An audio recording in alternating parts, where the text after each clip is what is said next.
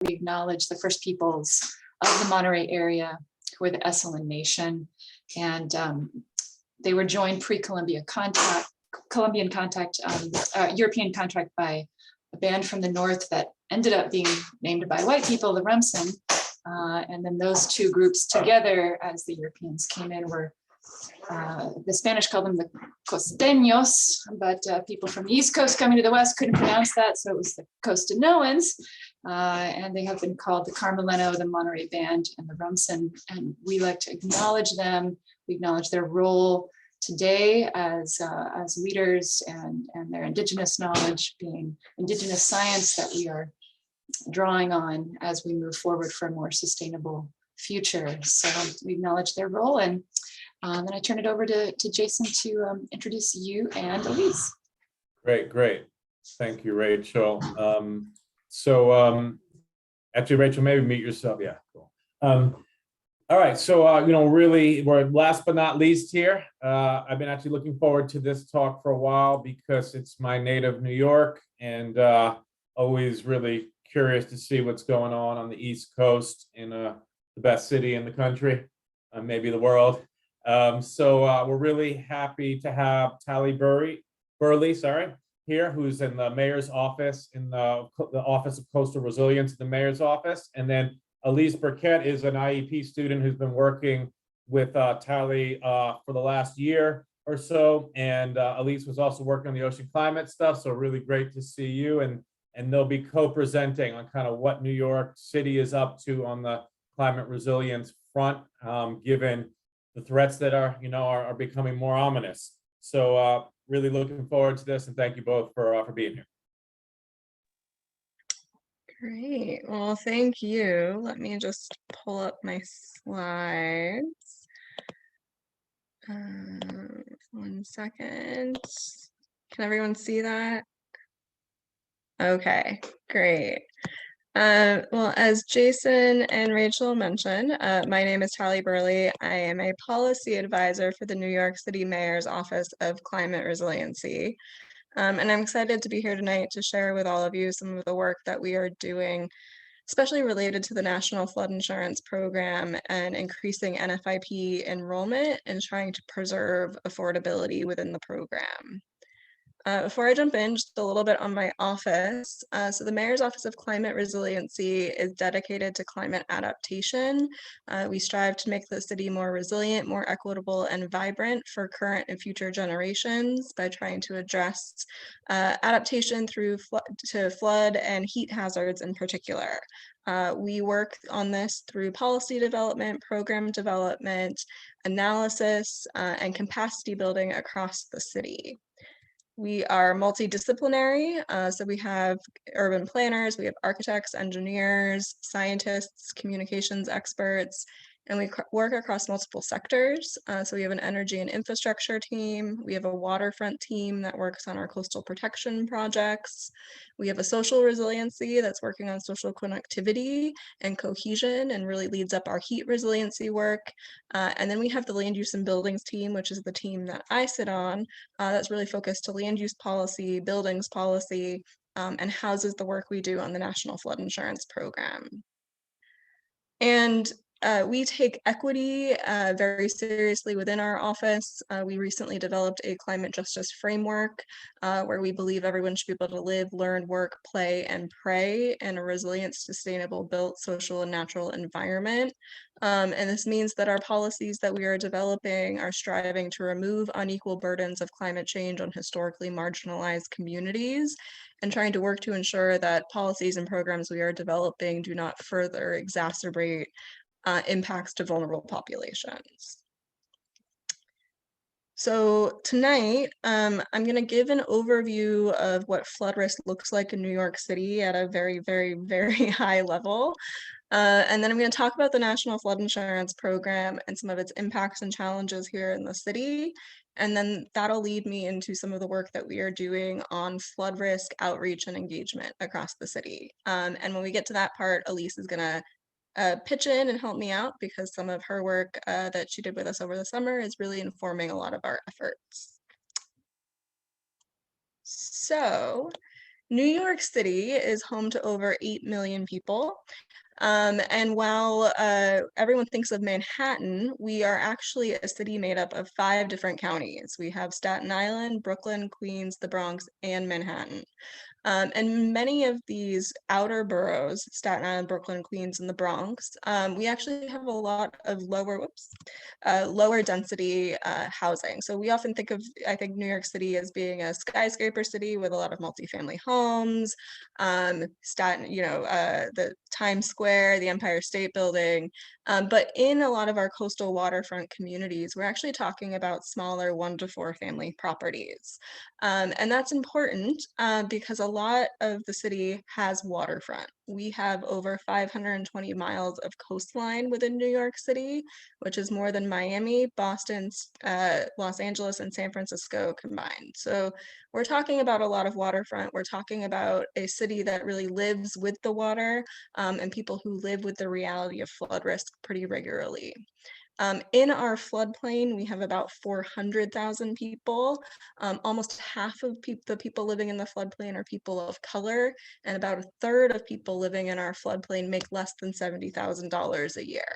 And I point that out because I think there's often this national narrative that coastal communities are beachfront communities where people live in multi-million-dollar homes, and that's not true in New York City, and that's certainly not true in a lot of places across the country. Many waterfront communities, many coastal communities are really comprised of some of the most vulnerable residents in our country, and often are blue-collar working class individuals.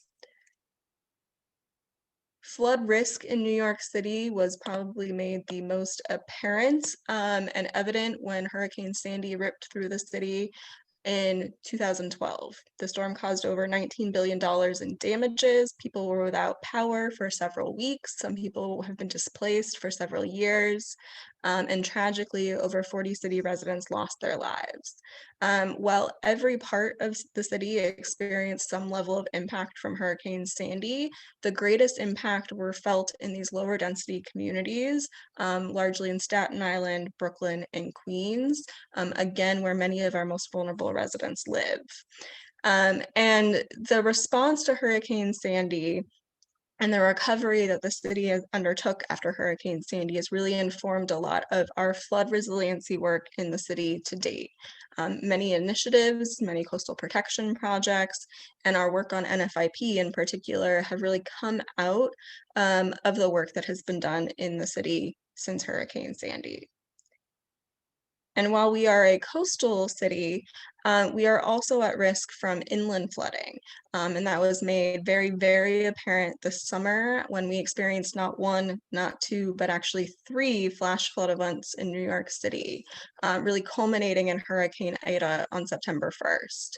And this was the first time in history that the National Weather Service has declared a flash flood emergency in New York City.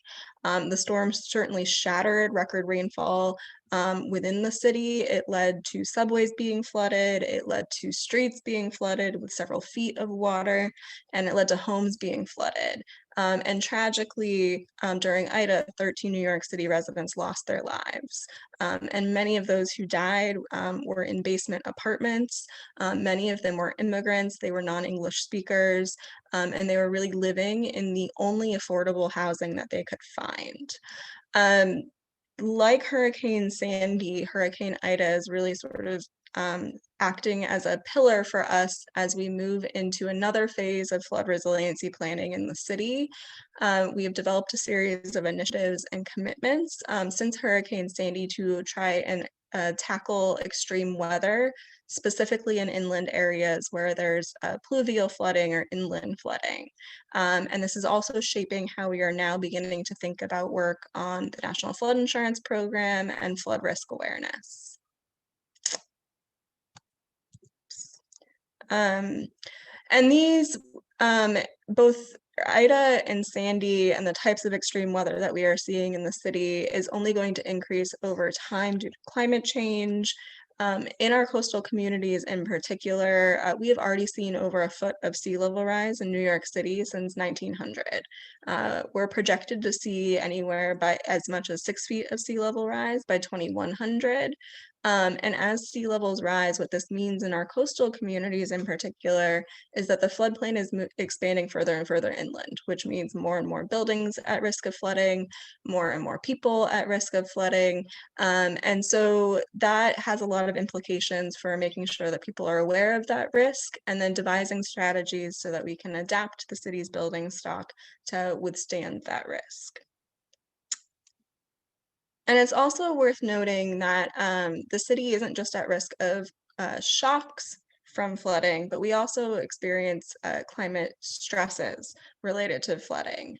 In some of our low-lying communities in the city, they're already experiencing what's called regular tidal flooding. So as tides come up during certain high tide cycles, streets, as you can see in this picture, will sometimes be underwater. And while this might not cause lots of damage, it might not lead to a lot of loss of life, it can have real impacts on people's day-to-day lives. So their ability to get to work, their ability to get to school, they're basically living their life in conjunction with the tide cycle so that they know when they can move their car and when they can get out of their home. So with that context of flood risk in New York City in mind, one of the best tools that we have available to us is the National Flood Insurance Program. It is probably the single best financial resiliency tool that is available right now, but it has also really laid the foundation for how communities across the country think about physical resiliency of buildings and land. And so I really just want to stress that because it has insurance in the name and it can kind of be confusing, but it has many, many different pieces to it.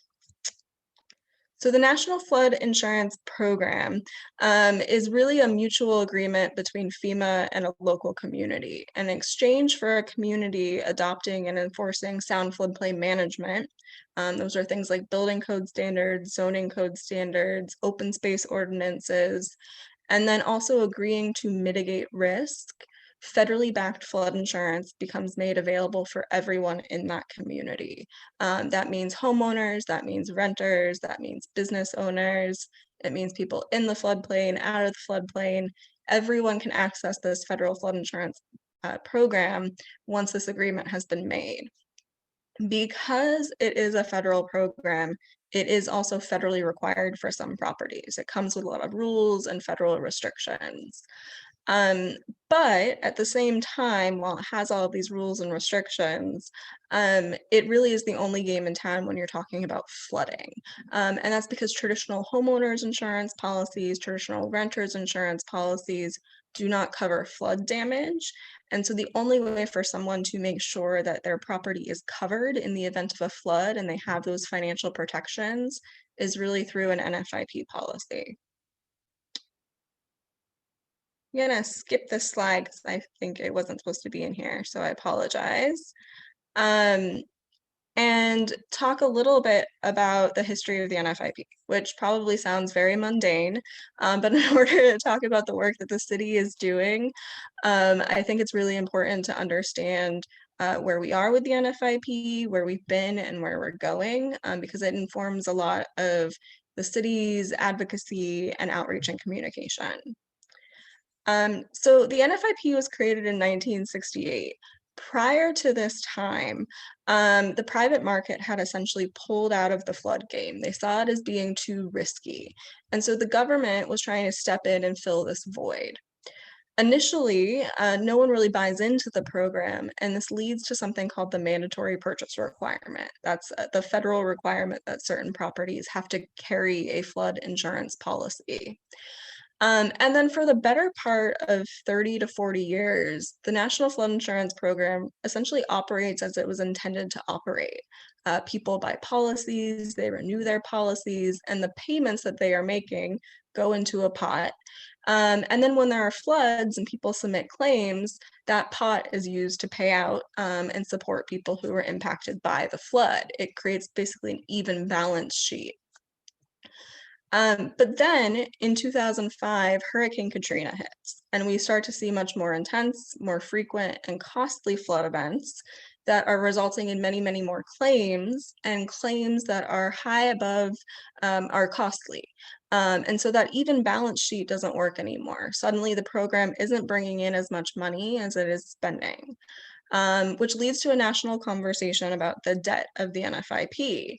A couple pieces of legislation are passed, both of which are trying to sort of address this problem. The first is passed in 2012, and it removed some long-standing subsidies that had existed in the program. It also required more vigorous enforcement of the mandatory purchase requirement. And what this does, while it's a good attempt to maybe address the debt of this program, it also ignites a conversation about flood insurance affordability. Because as you can imagine, suddenly somebody is paying a lot more money because that subsidy has been removed. They're going from 0 to 100 overnight. That might be a change in price that they can't afford, they haven't planned for. But they're also being told that they have to carry this policy. And so people have to make hard decisions about putting food on the table, buying a flood insurance policy, or maybe even moving. And so to address some of these affordability concerns, Congress acts again in 2014 with something called the Homeowners Flood Insurance Affordability Act, which says, okay, we hear you on the affordability concerns here, but we still have to do something to address the debt of this program. And so what they do is, instead of going from 0 to 100 overnight with the premiums, how much people pay, they decide to incrementally increase prices over time. This is in many ways kind of a stopgap. There are still a lot of questions that exist about the affordability of flood insurance. There's still a lot of questions about how to better incorporate climate change into the National Flood Insurance Program. There are a lot of challenges to the program that have existed for a number of years. And so people across the country, New York City, nonprofits, other communities, have been calling to Congress to reform the NFIP. And sadly, we've kind of gotten a bypass because it's getting stuck in the gridlock in Washington.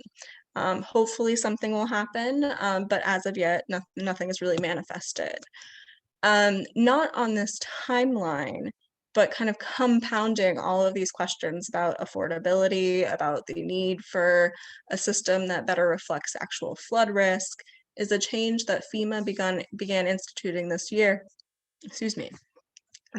called Risk Rating 2.0, which is a complete change in the way that they determine what people pay for their flood insurance. And it's having a lot of impacts, and there's a lot of national conversation about that change. So with that history in mind, it's also just really important to look at these maps that FEMA produces, which are called FEMA's Flood Insurance Rate Maps, FIRMs. And part of this is because these maps are really driving a lot of what is going on in the NFIP today, and driving a lot of what we are doing here in New York City. So FEMA develops these maps to show current flood risk. They are basically a snapshot in time. So the moment they are printed, they are outdated. They do not provide any information about how flood risk has changed and is going to change over time due to climate change.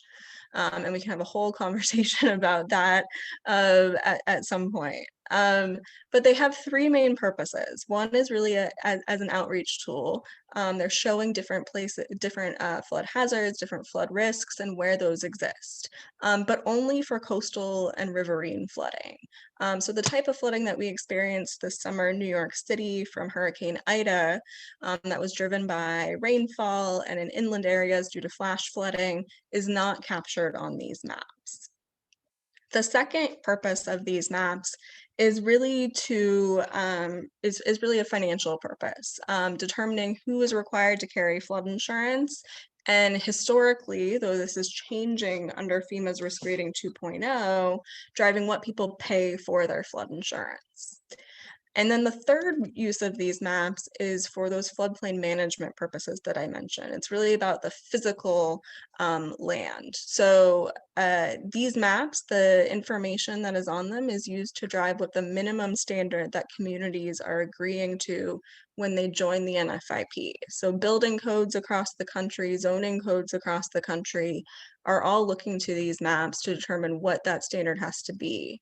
A community is always well within their right to adopt a standard that might be above what FEMA has indicated on these maps, but they are never allowed to adopt a standard that is below the information on these maps.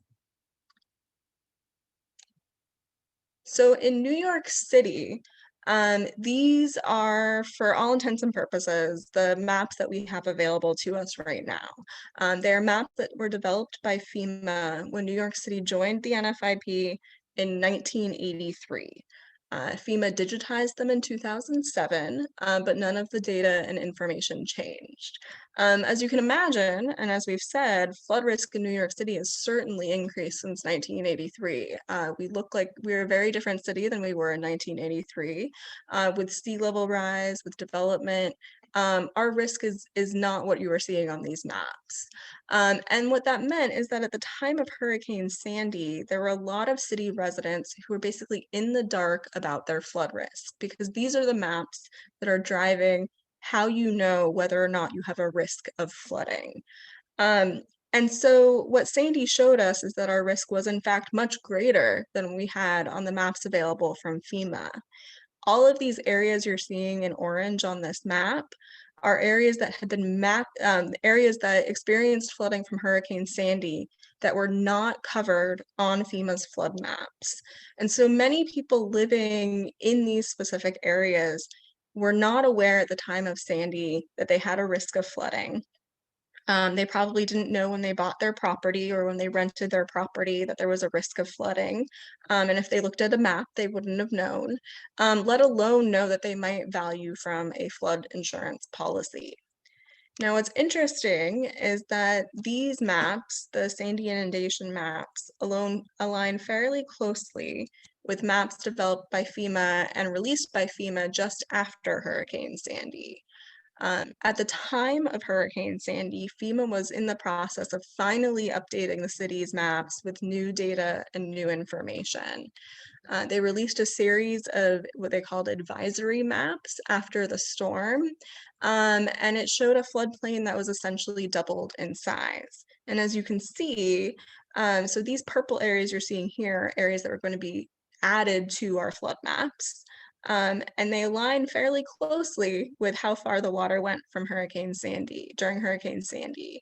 And so it's just further indication that flood risk in the city has certainly grown. But it also shows, as I said, a floodplain doubled in size, and that has a lot of implications. So New York City did a couple of things, some of which were a little wonky and kind of crazy. The first was that we actually adopted these preliminary maps for our building code, for our floodplain management standards, proactively before these maps were ever even finalized. And that was because we knew our risk had changed and we wanted to ensure that people were rebuilding using the best data and information available and not looking to the old maps when that might not actually reflect what we were seeing on the ground. At the same time, as we said, FEMA's flood maps have this a dual purpose, right? They're being used for floodplain management standards, for those physical things, building codes and zoning codes, but they also have a lot of financial implications. They're driving who has to carry a flood insurance policy, they're driving what people pay for their flood insurance policies. And for the financial side of things, we as a city wanted to make sure these maps were 100% accurate, because suddenly we're going to have double the number of people who have to carry a flood insurance policy. We have a lot of people who are going to see those increasing rates. And when we reviewed the maps, we ultimately came to a decision to appeal the maps for flood insurance purposes. And this is a very confusing, weird thing that we did. We won that appeal. And so in New York City, instead of having one map that is showing both the physical side of things and the financial side of things under this National Flood Insurance Program, right now we have two. And this both has a lot of challenges to it and a lot of opportunities to it, especially when we're talking about flood risk and flood insurance outreach in the city. The challenge really being that it's confusing to have two maps that are telling you the same thing but being used for different purposes. A lot of residents have questions about which map they're supposed to look at and why. And so we have to have very, very careful conversations and work very, very closely with partners to make sure we're clearly explaining what is going on. The opportunity, though, is that FEMA's mapping process often doesn't allow a long window once they have updated maps to let people know that this change is coming. And so by us appealing these maps and having access to these preliminary maps for as long as we do, we can have much more thorough, in-depth conversations and do much more extensive outreach across the city to let people know that the changes are coming, and especially in these areas where suddenly they're going to be mapped into FEMA's 100-year floodplain. So that's kind of, it's sort of a double-edged situation, but it provides some interesting opportunities for us. At the same time, FEMA is now redoing our maps again, hopefully with more precise data and information. That's a process that's going to take another 2, 3, 4, 5 years. We did another thing that was kind of exciting as part of this whole effort, which is that FEMA has actually agreed to work with New York City on a future-facing flood map. So as we said, FEMA's maps are a snapshot in time. They're really dedicated to current risk, which makes sense potentially if you're talking about pricing insurance, but doesn't make sense if you're also using the maps to do plans for a city and to think about building codes and zoning codes, especially when you know that flood risk is going to increase over time. And so this future-facing flood map, and we're hoping will be something that we can use as a planning tool moving forward once it's done.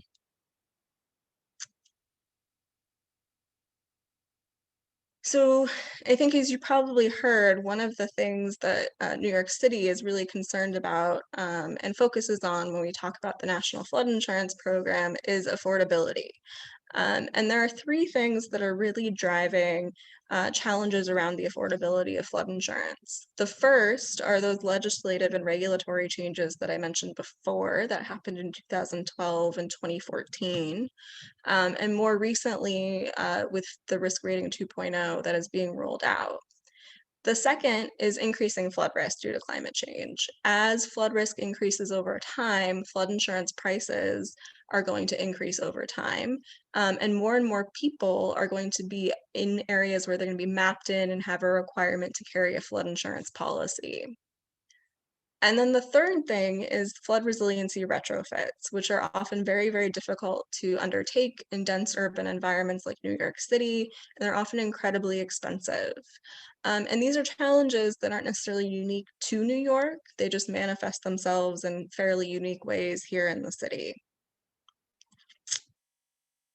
And so with those challenges in mind, especially after Hurricane Sandy and the impacts we saw in the city, especially with the FEMA's map update, we conducted a study to understand the overall impacts of flood insurance affordability in New York City and to identify some recommendations to potentially ease the burden of that cost. And what the study found was that for New York City residents, about a quarter of households already find flood insurance to be a financial burden. That means it's already stretching their bank account to a point that is probably untenable. This goes up to about 2/3 of extremely low income households. So this is definitely something that we take very seriously.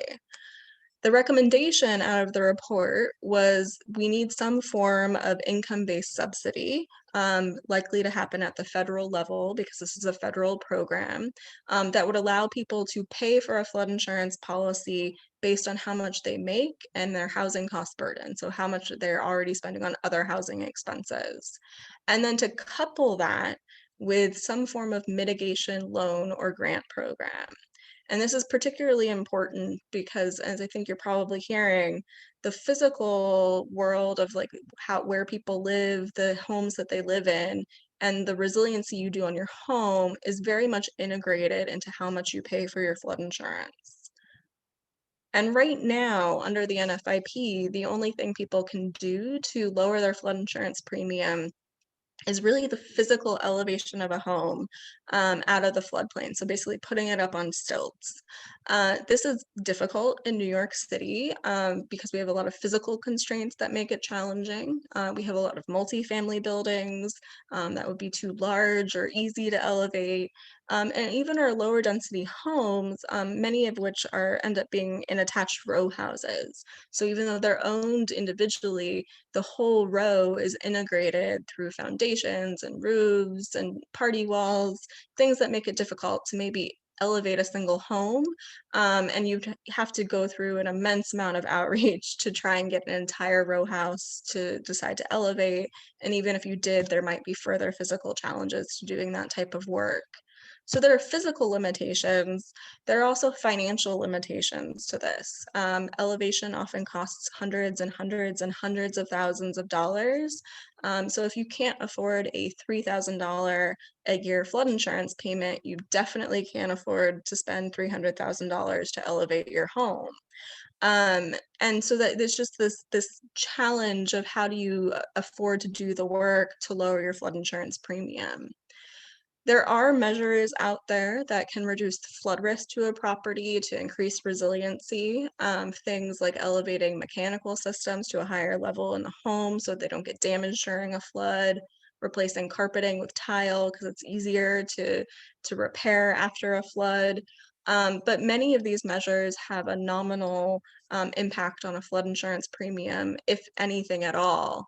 So this is something that in New York City, we have been advocating for a long time. And these are measures that honestly FEMA has pointed to before that have said, you know, these can help reduce flood risk. And so we want to ensure that these type of smaller measures that aren't going to be quite as costly to install can also have an impact on how much people pay for their flood insurance. And there are some opportunities that might be coming with risk rating 2.0 that FEMA has begun implementing. As I said, this is a change in the way that FEMA calculates flood insurance rates. So historically, you know, how much people pay has really been driven by the flood maps. Are you in or are you out? It's very binary. And we've always known that this isn't really accurate, right? Because floods don't follow a line on a map. And we have seen instances in New York City and in other communities where you have two properties right next to each other, and all because of that line on the map, they're paying two drastically different flood insurance prices. And so that's never really made sense. And so what FEMA is going to do is they're going to look now at each individual home and the flood risk to each individual home, and a multitude of different factors that they're kind of pulling in for the first time. And those are all coming together in some sort of fancy algorithm that'll crank into a computer and determine what people pay for their flood insurance. And while in concept, this is a great idea, we want to make sure that flood insurance rates reflect risk. We know that how, you know, we've thought about flood insurance has changed, flood risk has changed a lot since 1968. It also presents a lot of challenges in terms of flood insurance affordability, because what we're seeing is that these changes are actually going to be driving flood insurance prices up for many people. And it's just kind of compounded by some of the other challenges within the program. There's also a lot of opacity to risk rating 2.0, and a lot of lack of clarity in terms of how everything is coming together. That makes it difficult for individuals to understand why they're being priced in a certain way and what types of measures they could do to lower their flood insurance rate and what might actually be driving that risk in the end. And so with all of that in mind, New York City, as I've said, really views the NFIP, despite all of the challenges that I just mentioned, as the single best financial resiliency tool that is available. And that is partly because it really is kind of the only game in town when it comes to flood damage. You know, homeowners insurance doesn't cover flood damage. And while a lot of people often think, well, okay, there's a flood, I'm going to get some sort of assistance from the federal government. That doesn't always happen. Federal disaster assistance is often only triggered when there is a large flood that's covering, you know, a lot of land and impacting many, many, many homes. But even small floods that don't trigger a federal disaster declaration can cause a lot of damage. And a flood insurance policy is really the only thing as a result that can help provide financial support to repair and rebuild after a smaller flood. Additionally, even when there are more financial resources available, the National Flood Insurance Program typically offers more financial assistance than those other types of financial assistance that become available. And so it's going to go a lot further to helping support repairs after a flood than what other types of assistance that are out there. And so since Hurricane Sandy, New York City has a goal of boosting NFIP enrollment year over year. That means every year we want to see the number of policies in the city go up. And to do this, we've developed a multi-pronged NFIP engagement strategy. We have a federal reform platform, we have a state legislative reform platform, and then we have a more tactile city NFIP engagement platform on the ground. So on the federal level, we focus very heavily on affordability and calling for changes to ensure that and preserve affordability of the program. We also focus very heavily on the impacts of dense environments within the NFIP and the need for more types of physical resiliency measures to be incorporated. On the state side, because we are a municipality, there are things that we would like to see change and influenced that we don't have control over on at that level as well. In particular, we're interested in making sure that people have access to flood risk information, access to flood history information of a property. And so we've been calling for changes at the state level to improve disclosure of flood risk when people are buying and selling homes and signing leases, so that they have that information before they're signing on the dotted line to better help make informed decisions before they're making a life-changing move. And then on the city side, as I said, it's much more tactile. This is really where we are engaging city residents. We're out at events talking to city residents about their flood risk. We're running consumer education campaigns. But a lot of what we're doing is also building the capacity within the city to reach residents. And so we try to work with city agencies to embed flood risk and flood insurance information into existing outreach that they're already doing. That way we can meet city residents where they are, as opposed to trying to reach them a second time somewhere where they might not actually want to come and speak with us. And all of this work points back to a website that we run in partnership with a local nonprofit called the Center for New York City Neighborhoods, Flood Help NY. This is designed to be a user-friendly website, really designed with the New York City resident in mind to communicate flood risk, flood insurance, and flood mitigation strategies. We try to make it as plain English as possible, given how complex and complicated all of these things can be. And while this isn't offered anymore, Flood Help also used to offer no-cost home resiliency audits and flood insurance counseling. This was a program that was run after Hurricane Sandy in partnership with the Governor's Office of Storm Recovery here in New York. And essentially an engineer would go to a home, they would do an assessment, identify measures that a homeowner could take to improve the flood resiliency of that home. And then the homeowner would sit for a financial counseling session where someone walked through the different costs of these measures, kind of help balance that with how much someone makes and their income and what they have available, and then talk through the flood insurance implications of those changes. And what was great about this program, and one of the reasons why we're actually going to be expanding the program in the future, is that it also helped to boost NFIP enrollment. People who went through the program who did not have flood insurance before, more than half of them ended up taking out a flood insurance policy. It also helped to preserve flood insurance affordability because people who already had a flood insurance policy, by having that one-on-one conversation with an advisor, could walk through their current flood insurance policy. They could identify errors, they could have conversations about changes they might be able to make to that policy. And on average, we're able to save about $500, in some cases, several $1,000s. In addition to the work that we do on the city, side in terms of engagement, we also try to partner as much as possible with other offices and agencies and nonprofits. And this past year, for the first time ever, we actually worked with FEMA headquarters on a 5-borough NFIP awareness campaign. So every single borough in the city, every single zip code in the city received some form of outreach during hurricane season. You can see the product here on the side. Everything from radio ads to TV ads to subway ads, trying to just make sure that people were aware of flood insurance and trying to encourage people to buy flood insurance if they didn't have it already. We focused predominantly on those areas where we believe they'll be mapped into FEMA's floodplain in the future. And this is the first time we've done this, but we're going to continue to work with FEMA in the coming years on similar campaigns, learning from what we did this year, trying to sort of continue to build that and use our different levers to reach as many people as possible. And it's also just a testament to how important relationship building is in the resiliency space. Working with FEMA on this campaign also gives us an opportunity to highlight some of the challenges we're seeing in the city related to NFIP and some of the strategies that we find actually work better within New York City.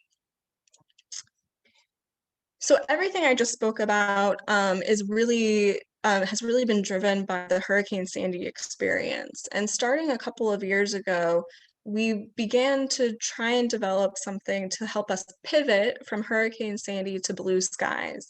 We didn't want all of our outreach and engagement just to be looking backwards. We also wanted to be looking forwards and start thinking about what long-term engagement really looks like. And so with that, I'm going to actually hand it over to Elise Burkett. Elise was a fellow with our office this past summer. She did some amazing work to help us think about flood insurance outreach for the long term. Elise? Thank you so much, Talley. I will speak really briefly, but yeah, as Talley said, this summer I was working on looking at how the city can transition its already significant resident engagement outreach and looking towards the future. And so some of the things that I focused on was looking at the different messaging the city uses, the mechanisms the city uses to deliver these messages, and what partnerships the city has with different agencies across the city, state, and federal government to help deliver these messages to residents, because the real goal is, of course, to increase policy uptake, because at the moment it is still the most effective tool the residents have to protect against flood damage, as Talley said. So you can go to the next slide. And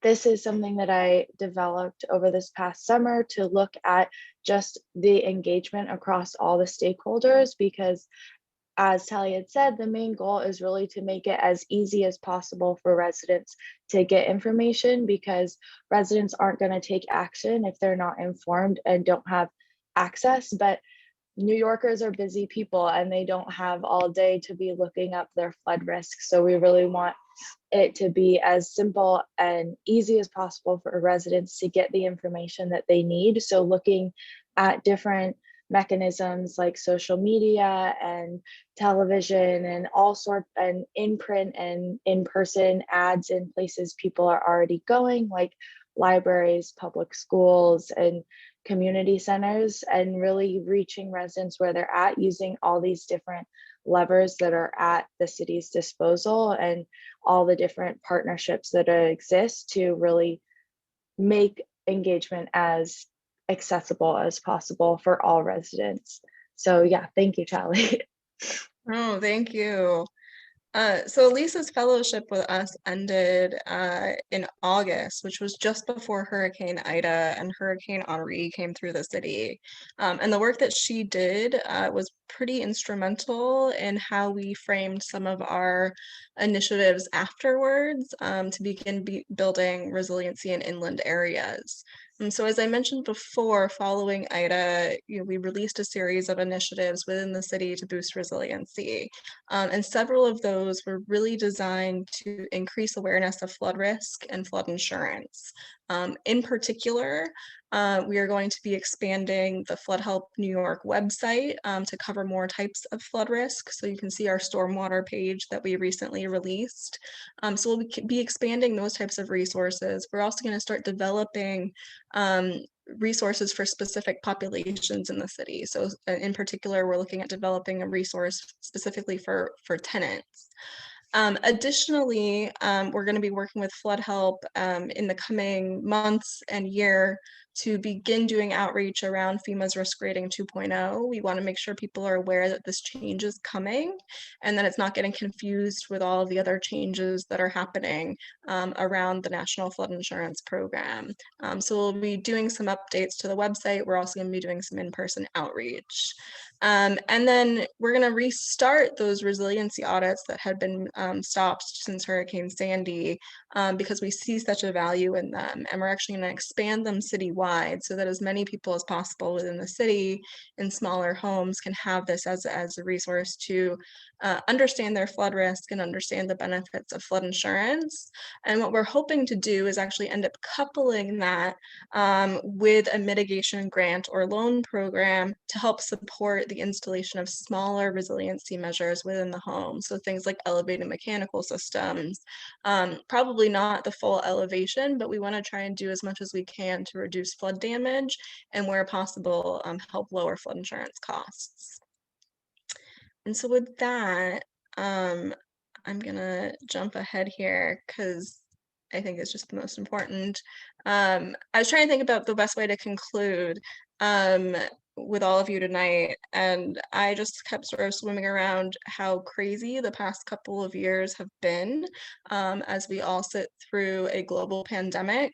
And in New York City, we have had a massive hurricane, and as it relates to the work I do on the NFIP, we are in this major overhaul of this program. And it's just been very important for me in my work to be as flexible and nimble as possible. And I think that applies to a lot of different fields, especially as we're thinking about resiliency. This is inherently something that is a long-term game, and you're always sort of dealing with the current day situation at hand that requires you to adapt to the situation that you're dealing with in that moment. And I also think it's important as a result to take time in your work and in this space to reevaluate and reassess the programs you're working on, the policies you're working on, because the thing that worked 5 years ago might not be effective anymore because the landscape has changed. And so you need to sort of take those moments and take that time to just appreciate how the situation may have changed. And so with that, I'm gonna stop sharing my screen, and I think there's time for questions. Hey, thanks so much. It's a lot going on there, and you're right, a lot in New York City in the last couple of years. I wanted to ask a first question just because I did some work on the National Flood Insurance Program about a decade ago. We wrote an op-ed for the New York Times, and one of the big criticisms of it, or many of the criticisms you touched on, and there was that Biggert Waters bill that passed in 2012, right? That, did a lot of the reforms, but then the reforms were so unpopular. I think they were pretty poorly designed, but they were so unpopular that in a rare show of bipartisanship, they reversed them, but largely reversed them the next year. And so what I've gathered from people in Congress is that they're very kind of shy about making changes because the last time they did, it was such a disaster. And they're just like, we're just not even going to touch this. So I just guess, that was the Biggert Waters was 2012 and the repeal was 2013. So we're getting on almost a decade since then. Do you get a sense that the appetite for maybe going back and being a little more sensible is coming, or are we just going to have this constant deficit and kind of maybe tweaks with maps and stuff, but not really fundamental reform? Yeah, so I think that is the question right now. And I'm hopeful that we may start actually seeing some real reform to the NFIP, partly because of the changes that FEMA is making with risk rating 2.0. And that's really triggering a lot of desire among legislators on both sides of the aisle, and especially for coastal communities, to see some actual reform to the NFIP. So there have actually been several pieces of legislation that were introduced this past year, including a House and Senate bill by a couple New Jersey members, Menendez in the Senate, and then Pallone, I believe, in the House, with some substantial NFIP reform, a lot of what many people have been calling for.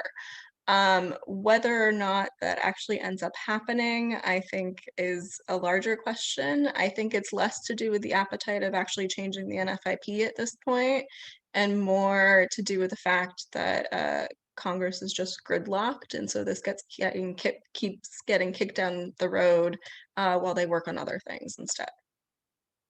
All right, thanks for that update. Anyone else who has questions, please just unmute yourself or put it in the chat and go for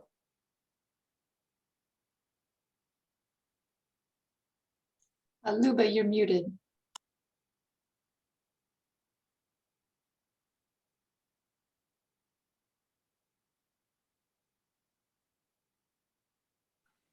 Is that better? Yep. Yeah. All right. Great. Thanks so much. Thanks for your talk, Talley. That was so informative and so well done. And my questions are really about the role of the city. So you, in your one of your very first slides, you said that the NFIP insurance is available when a municipality has a mitigation plan in place. So you don't just get the flood risk, you also have to have that. I didn't know that, and I think that's really interesting.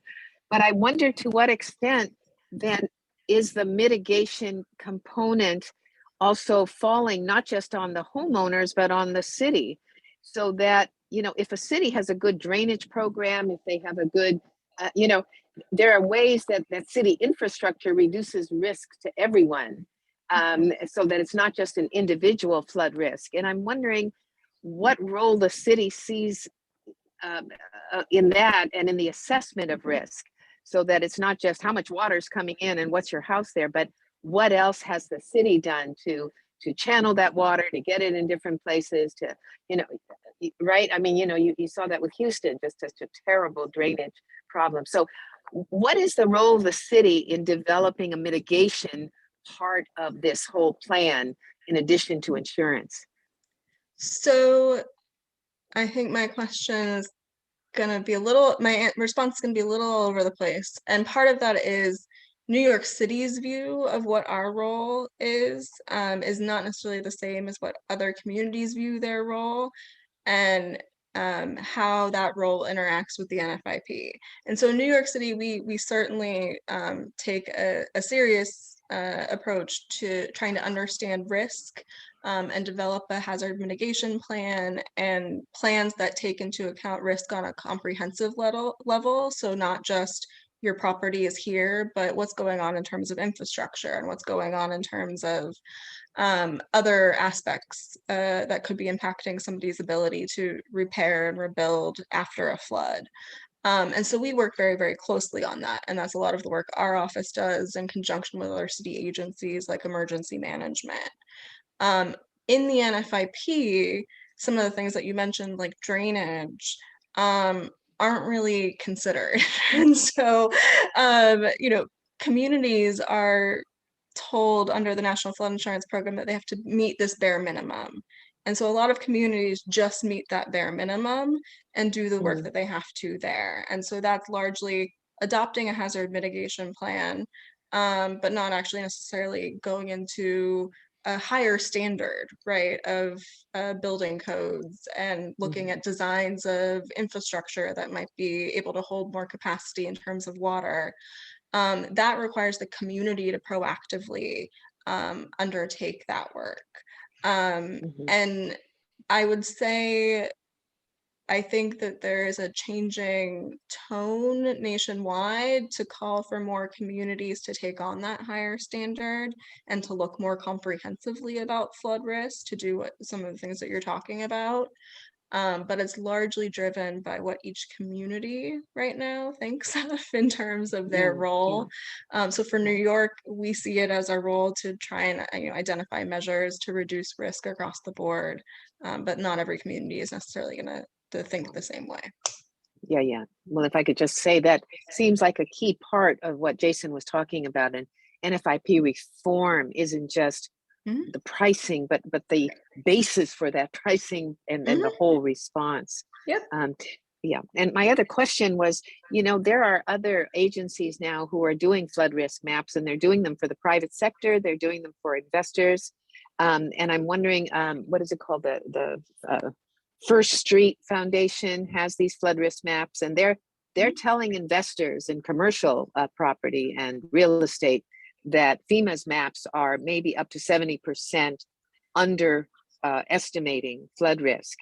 And I'm just wondering, do you have any other tools or ways besides FEMA to deal with understanding risk, and what's wrong with FEMA? Why are they so big? So we in New York City have something called the New York City Panel on Climate Change, the MPCC. They take the International Panel on Climate Change projections and downscale them to New York City. So we use a lot of that information to inform some of our flood risk communication, to let people know what's coming in terms of flood risk. And that's very integral to our work. In addition to FEMA's maps, we're going to work on this future flood risk map, which we hope will kind of be a testament and something that other communities can do as well. We also recently this summer released a stormwater flood map. So we hired some consultants to look at stormwater flooding, inland flooding within the city, and to map that. And so that is now available, and we're trying to figure out how best to communicate that as well, because it looks, inland flooding and flash flooding is different in nature, and so we don't want to confuse people. And so we're working on other products to communicate risk. Where we have to be careful is in all of this, and having too many maps, is once you have too many maps, it can get confusing for people. And so you want to make sure that they aren't too different, that methodologies are similar enough that people can understand what's going on. We know about First Street. We've looked at that. For us as New York City, it doesn't make sense because we have a lot of our own data that we can map. For smaller communities don't have those resources. It's really, really helpful. But one of the biggest challenges and critiques of that has come of First Street in particular that has come out, and I think it's just probably the best known, is that some of the information that they're telling is so different from FEMA. It is confusing people, and it's sort of making it more complicated. And until we can kind of align all of these different mapping tools for communications purposes, it's going to continue to be a complicated space. Yeah, gotcha. Thank you. All right, well, I think we're ready for, I think, Laura, you got a question. Do you want to add this, unmute yourself, or you want me to read it? I can speak briefly. I just apologize, I can't be on camera. Thank you, Talley. I really appreciate you sharing all those efforts with us. I wanted to ask you about the Nfip insurance, and you mentioning the progress about keeping residents informed. And I'm curious as to what extent has there been a push for this flood risk information or status requirements to infrastructure or housing to actually be set in like a report, say like an appraisal or some sort of home estimate that citizens can know beforehand, before they make a purchase. They have all the best available information, and they don't have to go out of their way, dig for it, but rather it's being provided. Yeah. So you hit the nail on the coffin. It is incredibly difficult to find this information right now. Part of that has to do with the fact that some of this information is private. So information about the flood history of a property, how many claims they've submitted under the NFIP, all of those things are behind lock and key until you have signed on the dotted line and own a property. There are a number of efforts, both at the national and state levels, to improve disclosure of this information so that people kind of more readily have it available before they're signing on that dotted line. Some of it's tied to the NFIP reform that's out there right now, to make this more accessible when that reform happens. So disclosure has been part of that mix. But a lot of this is actually controlled at the state level. So NRDC in 2018 released a fantastic report on the flood risk disclosure, basically rating of every single state. They gave every state a letter grade. The majority of states, New York included, failed because when people buy a home, they typically receive this property condition disclosure form. It provides a lot of information about the property. And most states are not providing a lot of information about flood risk or flood insurance or flood history. And so with that in mind, several states, including New York, have started to try and update those laws so that more information is included. Texas is actually kind of the leader on this right now, especially after Hurricane Harvey, and so many people not having that type of information. They've made some substantial changes to their disclosure laws. New York State, as I said, we're working on this. There's a piece of legislation here in the state that just passed the state Senate this past May, and it's currently in our state assembly, and we are hopeful that it'll actually pass in this next year. But it really, without any sort of national change, a lot of this is driven at the state level, and so every state has to kind of push to make this change. All right, great. Well, we'll have to keep Thank tabs you. on that one for sure. You know, we're running over a little, I think, and just want to respect people's time, especially people on the East Coast there who it's after 10 p.m.